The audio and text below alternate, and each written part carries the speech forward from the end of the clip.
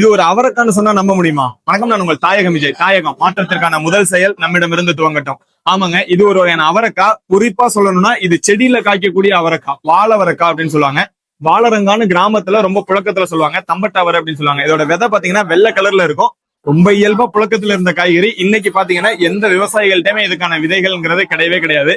இந்த விதைய நம்ம பச்சையா இருக்கும் போதும் சாப்பிட முடியும். முத்தினதுக்கு அப்புறம் இந்த மாதிரி தேர்ச்சி ஆனதுக்கு அப்புறம் உடைச்சு உள்ள இருக்கக்கூடிய விதையை எடுத்து நம்ம என்ன உணவு செஞ்சாலும் பிரியாணி செய்யறோம் அப்படின்னா அந்த விதையை ஊற வச்சு அதுல போட்டு நம்ம அவிச்சு சாப்பிட்டோம் அப்படின்னா ரொம்ப சூப்பரா இருக்கக்கூடியது. பச்சையா இருக்கும்போது இந்த காயை துண்டு துண்டா நறுக்கி பொரியல் பண்ணி சாப்பிட முடியும். இன்னைக்கு இந்த காய்கறிகளை சந்தை கொண்டு போனா மக்கள் கேட்கிற ஒரே கேள்வி, இதை எப்படி சமைக்கிறது அப்படிங்கறதா. காரணம் என்னன்னா, அவங்களுடைய உணவு பழக்க வழக்கத்திலிருந்தே இந்த காய்கறி வெளியில வந்துருச்சு. காரணம், இதை தொடர்ந்தா யாருமே பயிரிடுறது கிடையாது. இது நம்ம வீட்டு தோட்டத்திலையும் மாடி தோட்டத்திலையும் வளர்க்க முடியும். பட்டத்துல மட்டும்தான் வளர்க்கக்கூடியது அவரை அப்படிங்கறதுனால இதை ஆடியில நடவு செஞ்சீங்கன்னா ரொம்ப அழகா அதிகமான உற்பத்தி கொடுக்கும்.